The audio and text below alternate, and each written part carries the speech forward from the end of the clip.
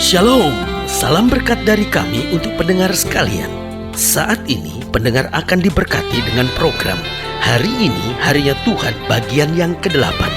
Sebuah program rohani tentang doktrin Alkitab yang menolong kita untuk semakin tertanam dalam kebenaran firman dan bertumbuh dalam kemuliaan. Bersama hambanya, Pendeta Gilbert Lumwendo, STH.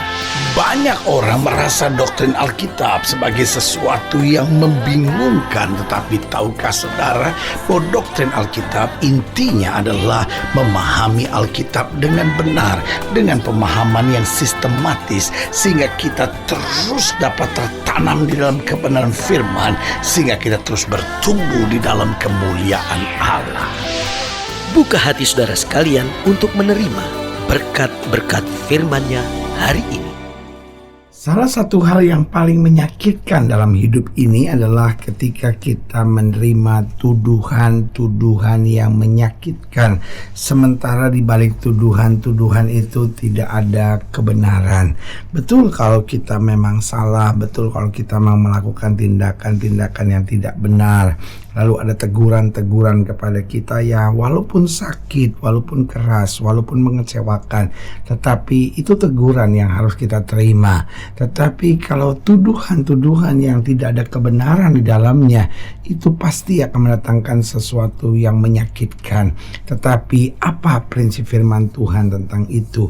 Ketika kita menerima tuduhan-tuduhan tersebut, maka yang pertama sikap kita tetap fokus pada firman Tuhan. Saudaraku yang kasih dalam Tuhan, jangan fokus pada tuduhan-tuduhan tersebut. Karena kalau kita fokus pada tuduhan-tuduhan tersebut, akhirnya yang timbul adalah kepahitan, akhirnya timbul kekecewaan, akhirnya timbul adalah kemarahan. Tetapi setiap kali kita tetap fokus pada firman Tuhan, maka kita tetap yakini bahwa kehendak Allah itu yang akan nyata. Karena Alkitab berkata, hakku terjamin pada Allah. Dunia ini penuh dengan orang yang sedang meributkan, ini kan hak saya, ini kan hak saya, hak saya dong untuk membela diri. Saudaraku yang kasih dalam Tuhan, tidakkah kita belajar dari Yusuf? Meskipun istrinya Potifar melancarkan tuduhan apapun kepada Yusuf, Yusuf tidak membela diri. Yusuf tetap fokus pada firman Tuhan. Itu sebabnya pada akhirnya kita tahu dia menyatakan bahwa meskipun manusia mereka-rekakan yang jahat tentang aku ini, tetapi Allah telah mereka-rekakannya untuk kebaikan. Berarti jelas yang pertama, ketika kita menerima tuduhan-tuduhan yang menyakitkan, sikap kita yaitu tetap fokus pada firman Tuhan. Yang kedua, ketika kita menerima tuduhan-tuduhan yang menyakitkan, maka sikap kita tetap memberkati, jangan membalas. Alkitab berkata, berkatilah orang yang mengutuk kamu. Saudaraku yang kasih dalam Tuhan, dunia ini penuh dengan orang-orang yang punya prinsip. Kalau orang baik terhadap saya akan baik terhadap dia. Tetapi kalau orang itu jahat terhadap saya, dia belum kenal saya yang sebenarnya. Saudaraku yang kasih dalam Tuhan, itu bukan prinsip anak Tuhan. Itu bukan prinsip sorga. Bahkan itu tidak seharusnya menjadi prinsip manusia. Karena prinsip itu adalah prinsip yang dipakai di hutan. Prinsip itu prinsip binatang. Kalau kita berhadapan dengan binatang, binatang kan punya prinsip itu. Ketika saya baik, dia akan baik. Tetapi kalau saya jahat, dia akan menyerang saya. Lihat anjing misalnya. Anjing itu ketika engkau perlakukan dengan baik, anjing itu pun akan baik. Tetapi kalau engkau menyerang, dia akan menyerang. Jadi saudaraku yang kasih dalam Tuhan, ketika kita menyebut diri kita sebagai mahkota ciptaan Allah, yaitu manusia, maka meskipun orang merancangkan yang jahat, kita tetap memberkati. Karena untuk itulah kita dipanggil untuk menjadi berkat.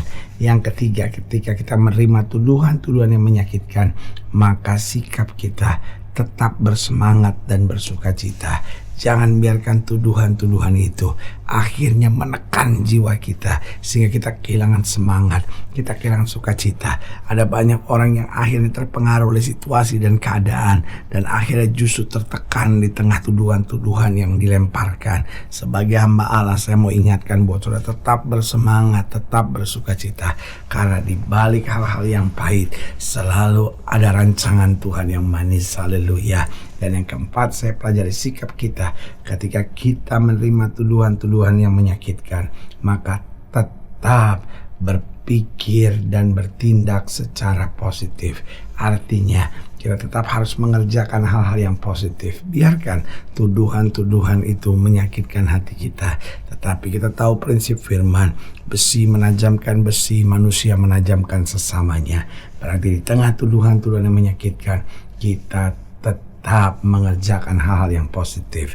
Sehingga kita melihat berkat Tuhan, anugerah Tuhan, kasih karunia Tuhan akan terus dinyatakan di tengah-tengah kita. Haleluya. Selamat datang dalam program kita hari ini, Harinya Tuhan. Sebuah program rohani yang kembali mengingatkan kepada kita betapa pentingnya kita menjadikan firman Tuhan sebagai dasar keseharian hidup kita. Karena selama kita jadikan firman Tuhan sebagai dasar keseharian hidup kita, langkah-langkah ke depan kita penuh dengan kepastian, kemenangan, berkat, mujizat, dan perkara-perkara besar. Haleluya. Dan dalam program ini kita memang sedang membahas tentang tuduhan. Suka atau tidak suka, siap atau tidak siap, apakah kita mengerjakan atau tidak mengerjakan. Tetapi selama kita hidup di muka bumi, yang namanya tuduhan-tuduhan, kecaman-kecaman, bahkan fitnahan demi fitnahan bisa saja kita hadapi.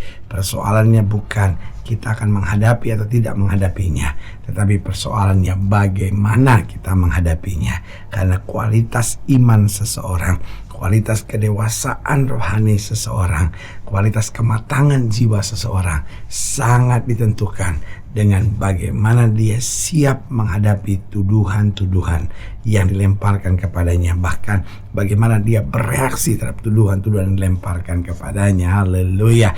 Nah, saudara yang kasih dalam Tuhan, dalam program kali ini, dalam pembahasan tentang tuduhan, kita mau sama-sama belajar dari Keluaran pasal yang kelima. Keluaran pasal yang kelima, ayat yang ke-12 sampai ayat yang ke-24. Demikian firman Tuhan. Keluaran pasal 5 ayat 12 sampai 24. Lalu berseraklah bangsa itu ke seluruh tanah Mesir untuk mengumpulkan tunggul gandum sebagai pengganti jerami. Dan pengerah-pengerah itu mendesak mereka dengan berkata, selesaikan pekerjaanmu, yaitu tugas sehari seperti pada waktu ada jerami. Lalu pengerah-pengerah Firaun memukul mandur-mandur Israel yang mereka angkat sambil bertanya, mengapakah kamu pada hari ini tidak menyelesaikan jumlah batu bata yang harus kamu buat seperti kemarin? Sesudah itu pergilah para mandur Israel kepada Firaun dan mengadukan halnya kepadanya, mengapakah Tuanku berlaku seperti itu terhadap hamba-hambamu ini? Jerami tidak diberikan lagi pada hamba-hambamu ini. Tetapi walaupun begitu kami diperintahkan, buatlah batu bata. Kami dalam pada itu hamba-hambamu ini dipukuli. Padahal rakyat Tuanku lah yang bersalah. Tetapi ia berkata, pemalas kamu, pemalas. Itu sebabnya kamu berkata, izinkanlah kami pergi mempersembahkan korban kepada Tuhan. Jadi sekarang pergilah bekerja. Jerami tidak akan diberikan lagi padamu, tapi jumlah batu bata yang sama harus kamu serahkan. Maka mengertilah para mandur Israel bahwa mereka ada dalam keadaan susah, karena dikatakan kepada mereka, kamu tidak boleh mengurangi jumlah batu bata pada tiap-tiap hari. Waktu mereka meninggalkan Firaun, berjumpalah mereka dengan Musa dan Harun yang sedang menantikan mereka. Lalu mereka berkata kepada keduanya, kiranya Tuhan memperhatikan perbuatanmu dan menghukum kamu, karena kamu telah membusukkan nama kami kepada Firaun dan hamba-hambanya. Dan dengan demikian kamu telah memberikan pisau kepada mereka untuk membunuh kami. Lalu Musa kembali menghadap Tuhan, katanya, Tuhan, mengapakah kau perlakukan umat ini begitu bengis? Mengapa pula aku yang kau utus? Sebab sejak aku pergi menghadap Firaun untuk berbicara atas namamu, dengan jahat diperlakukannya umat ini, dan engkau tidak melepaskan umatmu sama sekali. Tapi Tuhan berfirman kepada Musa, sekarang engkau akan melihat apa yang akan kulakukan kepada Firaun, sebab dipaksa oleh tangan yang kuat. Ia akan membiarkan mereka pergi, ya, dipaksa oleh tangan yang kuat. Ia akan mengusir mereka dari negerinya. Saudaraku yang kasih dalam Tuhan, lihat di sini kita pelajari umat Allah, bangsa pilihan, dituduh sebagai orang-orang yang malas. Dan bukan hanya itu, Musa dituduh sebagai pembawa sengsara. Saudaraku yang kasih dalam Tuhan, Musa menangis, Musa berseru kepada Tuhan, dan Tuhan menjawabnya. Dari sini kita melihat bahwa tuduhan-tuduhan adalah rancangan iblis. Oh, tuduhan-tuduhan adalah rancangan iblis. Nah, kalau itu rancangan iblis, kenapa Tuhan mengizinkan? Tuhan mengizinkannya untuk kedewasaan kita. Tuhan mengizinkannya untuk melatih kita. Tuhan mengizinkannya agar kita belajar berharap dan bersandar serta beriman penuh kepada Tuhan. Nah, pertanyaannya, apa tujuan iblis untuk mengirim tuduhan-tuduhan? Yang pertama, agar kita mengimani tuduhan-tuduhan tersebut. Jadi tuduhan-tuduhan diberikan oleh iblis untuk apa? Supaya akhirnya kita berpikir, iya ya, saya memang pemalas ya. Iya ya, memang saya troublemaker ya. Memang saya di mana-mana pembawa masalah. Nah, itu dia tujuannya. Iblis mengirim tuduhan-tuduhan tersebut sehingga tuduhan-tuduhan memenuhi pemikiran kita dan akhirnya kita mengimani dan akhirnya kita berbuat tindakan-tindakan seperti yang dituduhkan itu. Yang kedua, apa tujuan iblis mengirim tuduhan? Agar kita terpancing emosi. Wah, umat Allah bangsa Firaun udah emosi akhirnya terhadap Musa dan mulai menyerang Musa dan berkata, kamu ini bikin persoalan kepada kita. Tetapi Musa tidak terpancing. Musa serahkan semuanya kepada Tuhan. Kalau engkau menerima tuduhan, jangan terpancing. Ingat, Allah turut bekerja dalam segala perkara untuk mendatangkan kebaikan. Haleluya. Yang ketiga, apa tujuan iblis mengirim tuduhan? Agar kita putus asa, agar kita kecewa, khususnya terhadap Tuhan. Kalau orang udah kecewa, wah, dia tindakan-tindakannya aneh-aneh, apalagi kecewanya terhadap Tuhan. Makanya iblis gencar sekali mengirim tuduhan-tuduhan. Dan yang keempat, agar kita kehilangan visi dalam kehidupan kita. Sampai Musa bilang apa? Saya udah bilang tadinya, saya nggak mau dipakai. Kenapa Tuhan pakai saya? Ini kan, ini dia. Ada goncangan-goncangan visi dalam kehidupan. Tetapi sebagai hamba Allah ini yang saya mau ingatkan, tuduhan bukan dari Tuhan. Tuduhan adalah rancangan iblis untuk kehancuran kita. Tetapi Allah izinkan tuduhan-tuduhan itu untuk apa? Melatih kita, untuk mendewasakan kita, untuk membawa kita pada iman yang penuh sehingga kita bersandar penuh pada kehendaknya, anugerahnya, kasih karunia yang sempurna. Haleluya. Saudaraku yang kasih dalam Tuhan, jika ingin dilayani lebih jauh, hubungi kami melalui telepon, hubungi kami melalui surat, kunjungi website kami karena kami ada untuk membawa Bapak Ibu saudara senantiasa lebih dekat pada Tuhan dan mengalami kasih kuasa mujizat yang luar biasa. Haleluya. Secara khusus melalui program ini juga saya mau berdoa buat siapa yang sakit, siapa yang beban berat, karena saya percaya bahwa bagi Allah tidak ada perkara yang mustahil. Nah, saudara yang didoakan secara khusus boleh taruh tangan kanan saudara di dada dan kita akan berdoa. Mari kita berdoa. Bapa, dalam nama Yesus, sama doa buat yang sakit, sama doa buat yang berbeban berat, sama doa untuk setiap mereka yang sedang menghadapi masa-masa yang sukar, karena hamba percaya bahwa bagi Allah tidak ada perkara yang mustahil. Bapa, hamba berdoa di dalam nama Yesus, Tuhan jamah yang sakit Tuhan sembuhkan, yang lemah Tuhan kuatkan, yang susah Tuhan hiburkan, yang jatuh Tuhan angkat, sehingga hari-hari yang penuh kemenangan mulai berlaku. Secara khusus sama doa buat mereka yang tertangan kanan yang di dada, di dalam nama Yesus Tuhan jamah. Apalagi mereka yang secara khusus sedang diperhadapkan pada tuduhan-tuduhan yang menyakitkan, teguhkan, kuatkan, dewasakan iman mereka sehingga mereka tak bersandar kepada Tuhan dan melihat kemuliaan Tuhan dinyatakan. Di dalam nama Yesus kami berdoa. Haleluya. Amin. Saudara yang kasih dalam Tuhan, kita sudah berdoa. Ingat, Allah tidak pernah lalai menepati janjinya. Ini saatnya buat kita untuk bangkit, bersemangat, bersuka cita dalam menghadapi segala perkara.